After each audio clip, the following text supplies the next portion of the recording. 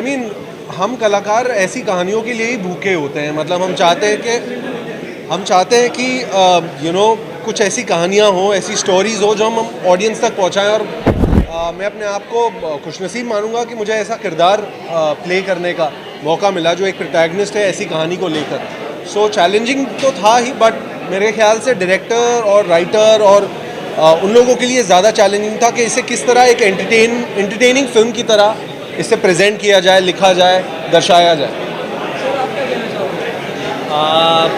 मुझे लगता है कि फिल्म में एक लाइन जो है इन्होंने बोली कि बहुत सारी फिल्में बनती हैं सोशल मुद्दे पे।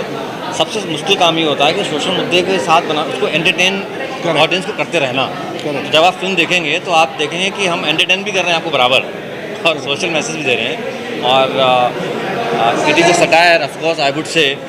और ये जैसे अभी हमारे यहाँ आए थे, इकबाल जी आए थे, उनकी कहानी है। ऐसे बहुत लोग हैं इंडिया में, ऐसे बहुत लोग हैं हमारे देश में जो कोई इंदौर में कुछ लोग हैं, कुछ रायपुर में हैं, कुछ दिल्ली में हैं, कुछ मुंबई में हैं, जो लोग लावारिस लाशों को अंतिम संस्कार करवाने काम करते हैं। और ये बहुत मुश्किल काम है जी। बोलना बहुत आसान है, काम करना बहुत मुश्किल है। तो ये प्रोड्यूसर साहब का थॉट था हमारे आदित्य वर्मा की इससे फिल्म बनानी है। तो इन्होंने जब मुझे एक्चुअली एक बात का इंसिडेंट था आपको, इन्होंने जब कहा कि फिल्म बनानी है, मैंने कहा क्या बनानी है? ये बनानी है। तो बहुत ही मतलब मैं क्या बनाऊँ? मैंने टीम से बात की क्या बनाऊँ, तो फिर हमने कहा चलो बनाते हैं। प्रोड्यूसर सामने से बोल रहा है फिल्म बनाओ, तो फिर वो शुरुआत हुई। फिर हमारी टीम आई, हमारे राइटर्स टीम विकास गिरी जुड़े, हमारे एक और मित्र राइटर वो है नहीं, अनुराग द्विवेदी। हाँ, गाने बहुत अच्छे लिखे है ना, गाने भी उन्होंने लिखे हैं। और फिर सिलसिला बड़ा, हम लोग बनाते गए। फिर मुश्किल था कि कास्टिंग, सबसे बड़ा काम कास्टिंग। तो हम लोग ऑफकोर्स, मैं अब नाम तो नहीं लूँगा, बहुत लोगों के पास गया, उनको सुनाया, बताया, बात नहीं बनी। छोटे प्रोड्यूसर हम, डायरेक्टर भी नया हूँ मैं, बजट बहुत ज़्यादा नहीं, छोटी फिल्म है, बहुत महंगी फिल्म नहीं है। अब मेरे कास्टिंग एजेंसी ने जो है मुझे कैसे भी कनेक्ट कराया इनको जब सब मुद्दा पहुंचा सब्जेक्ट, तो इनका पहला ये कॉल था नेक्स्ट डे कि I want to meet the director से मिलना है मुझे। मैं जब मिला, इन्होंने कहा बहुत अच्छा सब्जेक्ट मैं करना चाहूँगा, बट इनके सजेशंस हैं कि ऐसा करते हैं, थोड़ा ऐसा करते हैं। मैंने ठीक है, बट इन्होंने फिल्म की, जान में जान आई थोड़ी, और बात बढ़ी। फिर मनोज जी आए, फिर ब्रिजन कला आए, फिर वो सिलसिला बढ़ता गया और आज फिल्म बना दी। आपको अच्छा लगा, आई होप आपको ट्रेलर बहुत अच्छा लगा होगा। आपको अच्छा लगा? आप लोगों को ट्रेलर कैसा लगा? आप लोगों को कुछ ऐसा लग रहा है कि कुछ हम अलग कहानी है, कुछ कहने की कोशिश कर रहे हैं, कुछ आपको रिलेटेबल? आप ना, मतलब ये कोविड के दौरान आप लोगों ने देखा होगा, लेकिन हमारी कहानी कोविड से रिलेटेड नहीं है, ये मैं क्लियर आप लोगों से कहना चाहता हूँ कि आप लोगों को देख के ऐसा शायद कुछ लोगों को लग रहा होगा कि ये कोविड के बाद ऐसी सिचुएशन हुई थी तो उसके रिगार्डिंग है। बट ये जनरली ये हमारे सोसाइटी में एक बहुत बड़ा इशू है कि बहुत लोग ऐसे होते हैं जिनकी बॉडीज़ क्लेम करने कोई नहीं आता। और मेरा ये मानना है पर्सनली, जब मैंने ये कहानी भी सुनी थी, कि हर इंसान को उतना हक ज़रूर होना चाहिए कि वो डिसाइड कर सके कि उसका खुद का अंतिम संस्कार किस तरीके से हो, कैसे हो, उसकी मर्ज़ी का हो। तो ये बात मतलब सोसाइटी में हमारे इशू है। जो आप स्टेटिस्टिक्स अगर उठा के देखेंगे, जो हमने फिल्म में दिखाई है कि आंकड़े जो हैं, तो वो आपको दिखाई देंगे कि ये कितना बड़ा इशू है एक्चुअली। मैं एक बात बोलूँगा, हमारे सरकारी जो आंकड़े हैं उनके अकॉर्डिंग भारत में 40,000 से ज़्यादा लाशें लावारिश पाई जाती हैं। अमेरिका जैसे देश में 60,000 लाशें लावारिश पाई जाती हैं हर साल। ये वो आंकड़ा है जो पेपर पे है। अब आप सोचो, पेपर पे 60,000 है, 40,000 है, तो एक्चुअल में कितना होगा? तो ये कहानी बेसिकली लावारिस लाशों की कहानी है कि, और मैं एक बात और बोलना चाहूँगा कि लावारिस लाश का मतलब ये नहीं होता है कि उसका कोई है नहीं। ऐसा भी होता है कि लोगों के बच्चे हैं, लेकिन जब लास्ट मोमेंट आता है तो लावारिस लाश की तरह रह जाते हैं। तो ये पूरी फिल्म आप देखो तो आपको समझ में आएगा। अब हम उनको पूरी कहानी नहीं बताते। नहीं, पूरी कहानी नहीं बता रहा हूँ मैं। मैं आप सब लोग ट्रेलर के माध्यम से विषय तो जान चुके हैं कि क्या विषय है, और आज इस मीडिया के सामने मैं एक बात रखना चाह रहा हूँ कि बॉक्स ऑफिस पर जो भी कलेक्शन होगा इस फिल्म का, उसका 10% संपूर्ण भारतवर्ष में जो भी इस तरीके की लावारिस लाशों की सामाजिक संस्थाएं हैं उनको हम सहयोग करेंगे उस राशि का। तो इस बात को आप प्लीज़ ज़्यादा से ज़्यादा से लोगों को पहुंचाएं और जन जन तक ये खबर पहुंचे और मैक्सिमम से मैक्सिमम लोग 26 मई को थिएटर में आएँ। थैंक जी। यू। बहुत बढ़िया 26 मई को। अभी ये जनरली तो पूरी पिक्चर आपको मल्टीप्लेक्स में देखने को मिलेगी। सेंटर अभी रिलीज तो इसकी काफ़ी बड़ी है, हमने फिलहाल अभी 250 सेंटर प्लान किए हैं, बट अभी मैं डिसाइड करूँगा रात में इसके काफ़ी सारे सेंटर और बढ़ेंगे। ये सारे मल्टीप्लेक्स इन्होंने पूरा प्लान कर रखा है। रिलीज इसकी काफ़ी अच्छी है, एडवांस बुकिंग भी काफ़ी जगह से ओपन है, आपको देखने को आगे 26 तारीख को मिलेगी, यही बोल सकता हूँ। तो मैं आप देखो आप लोगों को लग रहा होगा ऐसा कि फिल्म पूरी सेंटी है, ऐसा नहीं है भाई, पूरा मज़ा ले। विकासगिरी फिल्म में आया है, ऐड हुआ तो मैं कॉमेडी वाला बंदा हूँ, तो ह्यूमर भी बहुत है, पहले हंसोगे फिर रोओगे, तो मैसेज है, बहुत अच्छी चीज़ें हैं। रोहन सर का बहुत बहुत धन्यवाद, आदित्य वर्मा जी आपका बहुत बहुत धन्यवाद। फिल्म बनाई, ओमकार भाई ने बहुत अच्छा काम किया है और सुधीर सन्नोज ने बहुत अच्छा डायरेक्शन किया और विकासगिरी क्या कमाल के डायलॉग लिखे हैं। अच्छा, मैं एक सवाल आपको सच बताना, ट्रेलर कैसा लगा है? आप लोग थोड़ा सपोर्ट करिए फिल्म का, कि आप सपोर्ट करोगे पिक्चर को, तो आप लोगों का सपोर्ट बहुत चाहिए। आप लोगों के कुछ और सवाल भी होंगे, अगर कोई सवाल है किसी के पास तो आप पूछ सकते हैं। हाँ जी,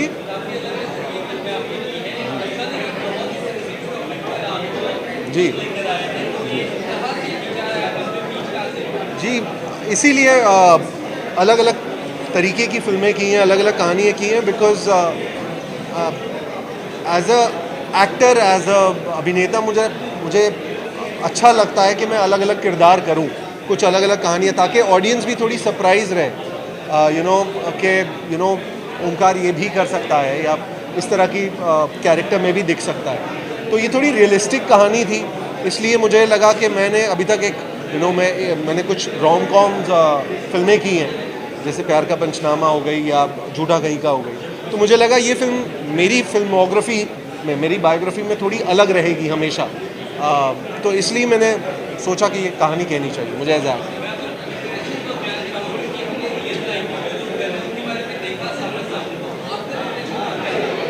जीत आया पीवीआर से, जीत जी, एक्चुअली हम कुछ दिन पहले एक्चुअली पहुँचे थे, कुछ लोगों से इन्होंने मुझे मिलवाया, जैसे आप लोगों ने अंदर इकबाल जी को आप मिले, तो उनसे थोड़ी, हर एक्टर जो एक रिसर्च करता है अपने कैरेक्टर के बारे में, तो वो चीज़ें थी ज़रूर, कुछ नॉलेज थी, इन्होंने मुझे काफ़ी स्पॉटलाइट डाला उन चीज़ों पे कि ये इश्यूज़ हैं, तो मेरे लिए भी एक सरप्राइज़ था जब मैंने कहानी सुनी थी, इसलिए मैंने जब सिनॉप्सिस पढ़ा था तो मुझे लगा यार ये कुछ अलग है कहानी और ये रियल इश्यूज़ हैं हमारे सोसाइटी में, तो हाँ, इसलिए मैंने definitely as a actor research करी। Thank you. Thank you everyone. सबके सवाल पूरे हो गए। मई को रिलीज़ होगी थिएटर्स में, सिनेमाघरों में, all India, all over the world. आप लोग प्लीज़ ज़रूर देखिए।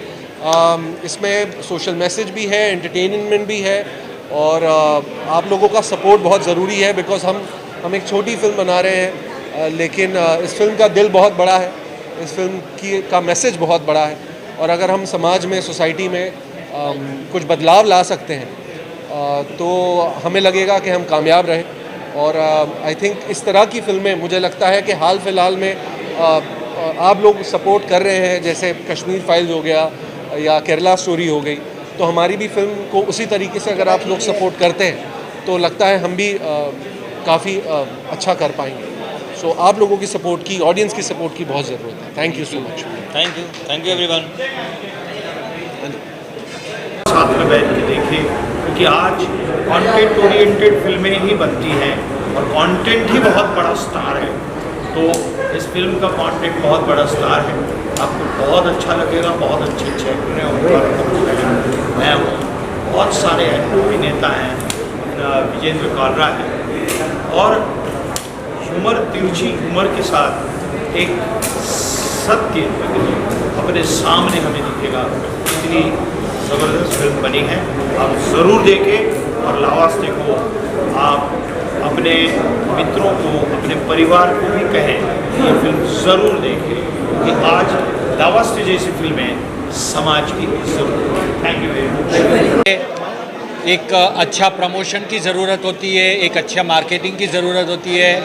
मैं कुरुश रेबू, आप सब लोग मुझे डॉक्टर रुस्तम पावरी के किरदार मुन्ना भाई MBBS से जानते हैं। मैंने यहाँ भी एक डॉक्टर का किरदार किया है, लेकिन साइकियाट्रिस्ट का किरदार किया है, और जो मेन प्रोटैगनिस्ट है उसके साथ मेरा मेन रोल है। तो I really enjoyed my character, मुझे बहुत अच्छा लगा, और पूरी टीम के साथ मुझे काम करने का अच्छा लगा। मनोज भाई जोशी के साथ भी मैंने काम किया इस फिल्म में। तो मैं चाहता हूँ कि अगर अच्छी फिल्म बनती है तो उसके लिए प्रॉपर मार्केटिंग, प्रॉपर रिलीज़ होना ज़रूरी है, और मीडिया का साथ होना ज़रूरी है। तो ऐसी अच्छी फिल्म के लिए हम चाहते हैं कि आप सब लोग का सपोर्ट रहे, और मेरा किरदार भी इसमें अच्छा है, बहुत ही सीरियस किरदार है, कॉमेडी नहीं है। तो ये फिल्म में जुड़े रहने से मुझे भी बहुत एक अच्छा फीलिंग्स हो रहा है कि एक अच्छी फिल्म के साथ मैं जुड़ा हुआ हूँ। लावास्टे एक बेंचमार्क फिल्म है, याद रखिए। अगर ये फिल्म ऑडियंस थिएटर में देखने जाएगी तो छू लेगी, और ये फिल्म उनके दिमाग में कंटिन्यू चलती रहेगी, चलती रहेगी, चलती रहेगी। इट्स नॉट लाइक दैट कि चलो दो घंटे की फिल्म देखी, एंटरटेनमेंट किया, भूल गए, नहीं, ये झंझोड़ के रख लेगी। लावास्ते ऐसी फिल्म है। तो ऐसी फिल्म ऑडियंस को ज़रूर पसंद आएगी, और आप सबका सपोर्ट से हम ये फिल्म बॉक्स ऑफिस पे कामयाब ज़रूर ले जाएंगे। Keep fingers cross. Thank you very much. Thank you. वास्ते के बारे में आप लोगों ने बहुत कुछ प्रोमो में देख लिया, और सब ने बहुत कुछ बता दिया। बहुत ही एक सीरियस मैटर है ये, हमारे समाज में ऐसा भी होता है, ये बड़े शर्म की बात है हम लोगों के लिए। लेकिन एक ऐसी टीम जो ऐसा काम कर रही है, उसके ऊपर एक ये फिल्म बन गई है, और बड़े अच्छे तरीके से कहानी को कहा गया है। सबसे बड़ी बात ये है कि इतना इमोशनल ये सब्जेक्ट है, लेकिन इसको इतने आसानी से, इतनी सरलता से पेश किया गया है कि आप लोग एंजॉय करेंगे, जो भी इसको देखने वाला है। और हमारे प्रोड्यूसर साहब ने आप लोगों से रिक्वेस्ट तो की है, वो तो आप अपना धर्म निभाएंगे ही, लेकिन हाँ, ये अच्छी फिल्म, इनको प्रोत्साहन मिलना बहुत ज़रूरी है। मैं दर्शकों से जो देख रहे हैं उनसे कहूँगा कि आप प्लीज़ जाइए सिनेमा घरों में, अपनी फैमिली के साथ जाइए। ये फिल्म में आप आंखें नम तो होंगी, लेकिन आपको गुदगुदाती भी रहेगी ये फिल्म। इसको सिर्फ एक सीरियस सिनेमा समझ के ना देखें, ये बहुत सीरियस सब्जेक्ट है, लेकिन बहुत अच्छे तरीके से कहा गया है। ये मैं डायरेक्टर साहब को इसका मैं श्रेय देता हूँ। राइटर्स जो हमारे डायलॉग राइटर गिरी जी, इन्होंने क्या अच्छे तरीके से बनाया। मैं अगेन उसमें अपने बारे में बता दूं, मैं कॉप ही हूँ, बहुत बार कॉप देखा गया है मुझे, मेरी शक्ल वगल सब वैसा ही है, लेकिन मेरे को भी थोड़ा डायलॉग्स ऐसे मिले इसमें बोलने के लिए जिसमें बहुत मज़ा आया मुझे भी। और मैं खैर अपने आप को प्राउड फील कर रहा हूँ कि मैं इस इतनी बड़ी फिल्म का एक हिस्सा हूँ। और बस थैंक यू सो मच। जय हिंद। जैसे हमें पता चला कि ला वास्ते एक मूवी आ रही है, यानी कि हम लास्ट के लिए हम हैं, और ये एक मूवी आ रही है, तो ऐसा लगा जैसे ये मूवी नहीं है, ये एक सच्ची घटना है जो हमारे साथ घटी है, या जो हम ये काम कर रहे हैं। तो हमें बहुत खुशी है कि आज जो प्रोड्यूसर हैं, डायरेक्टर हैं, इस मूवी को इस माध्यम से इस मैसेज को लोगों तक पहुंचाएंगे कि एक क्रियाक्रम करते हैं तो उसकी कितना महत्व, कितना इम्पोर्टेंस है उसका। और हम बहुत खुशी है, हमारे पास शब्द कम है कहने के लिए जो किरदार है जिन्होंने काम किया है, या हमारे इकबाल ममदानी जी है जिन्होंने ये इस कार्यक्रम को लीड किया है, हम तो साथ में रहे इसको करने के लिए। तो बहुत ही अच्छा अनुभव है हमारे लिए इस मूवी को देखने के लिए, और मैं सबसे कहूँगा कि इस मूवी को ज़रूर देखें और आगे बढ़ाएं, खास करके मीडिया से, कि मीडिया ऐसा नहीं कि आज इन्होंने इस इवेंट को लिया है तो आगे बस एक बार उन्होंने किया, इसकी रिपोर्टिंग और ख़त्म हो गई बात। इसको करते रहिए, ताकि ये सिर्फ हमारे हिंदुस्तान की कहानी है। आपको पता चलेगा कि यहाँ अगर ऐसा हो रहा है, जहाँ इसकी संस्कृति ऐसी है, तो बाकी जगहों पे क्या होगा। तो मुझे पूरा विश्वास है कि इस मूवी के माध्यम से लोगों के दिल में थोड़ी तो जगह बनेगी कि हमारे माँ बाप की क्या अहमियत होती है, या हमारे परिवारजनों की क्या अहमियत होती है, और उसके लिए आप कम से कम उसके अंतिम समय में साथ दोगे और उनका सही ढंग से क्रियाक्रम करोगे। धन्यवाद।